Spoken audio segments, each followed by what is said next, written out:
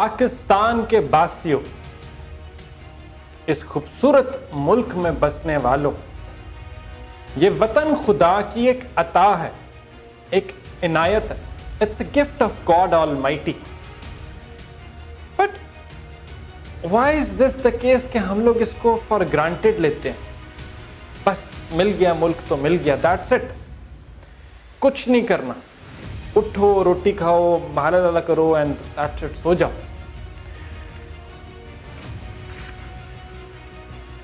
What you need to understand is کہ یہ ملک جو ہے it's everything that you have.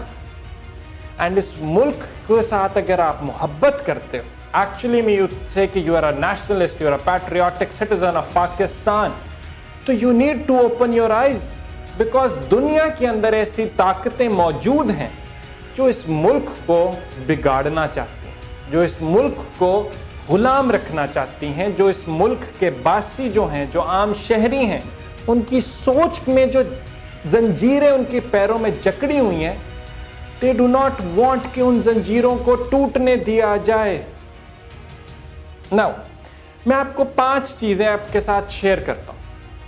5 things. یہ 5 ہتھیار ہیں جو کہ ویسٹرن انٹیلیجنس آرگنائزیشنز جو ہیں وہ یوز کرتے ہیں ٹو اوور تھرو گورنمنٹس. وہ حکومتیں تبدیل کرواتے ہیں ان 5 ہتھیاروں کو استعمال کر کے. And why do they do that؟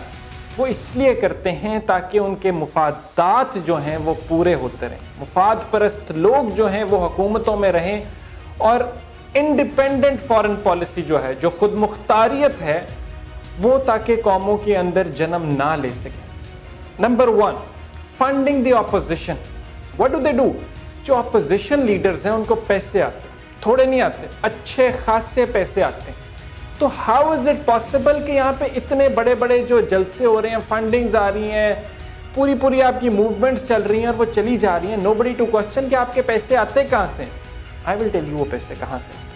وہ فنڈ کیے جاتے ہیں. کون فنڈ کرتا ہے؟ جو ویسٹرن ایجنسیز ہیں وہ فنڈ کرتی ہیں. جو آپ کی غیر ملک کی جو واٹ یو سے ادارے ہیں جو کہ نہیں چاہتے کہ آپ کا ملک سسٹین کرے، اسٹرگل کرے، فلرش کرے، those are the ones that fund. ہوتا کیا ہے؟ ساؤتھ ویتنام کے اندر ہم نے دیکھا 1963 کے اندر ہوا، برازیل میں ہوا، گواٹیمالا میں ہوا.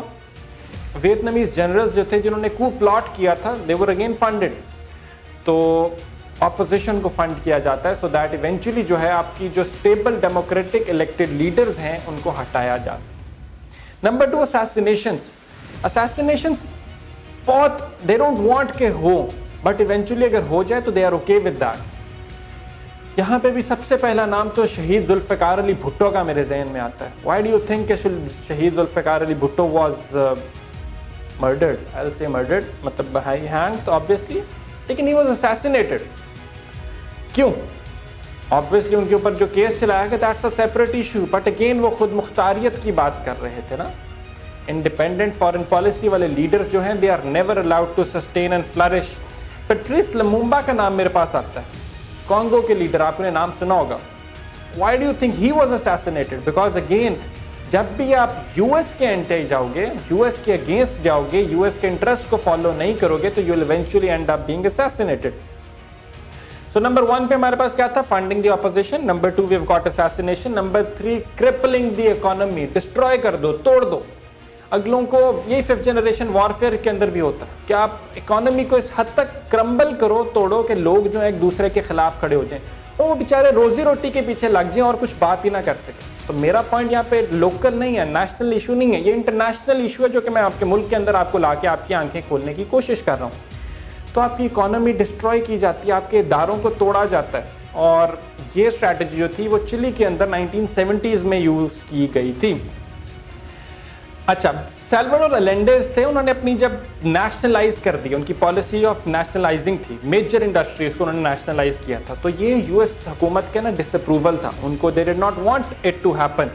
تو پریزیڈنٹ رچرڈ نکسن تھے اس ٹائم، اینڈ ان کی میں آپ کو کوٹ ان کوٹ ایگزیکٹ اسٹیٹمنٹ کیا تھی؟ Make the چلین economy scream. یہ کوٹ ان کوٹ میں بتا رہا ہوں، یہ آپ گوگل کریں گے تو آپ کو ان کی اسٹیٹمنٹ مل بھی جائے گی. تو خیر ایونچولی اسٹوری کٹ شارٹ ان کو بھی خراب کیا گیا. تو آپ کی اکانومی کو کرمبل کیا جاتا ہے. میں آپ کو بتا رہا ہوں کہ how the West influences your own nation. پھر ہوتا ہے میڈیا ٹیک اوور.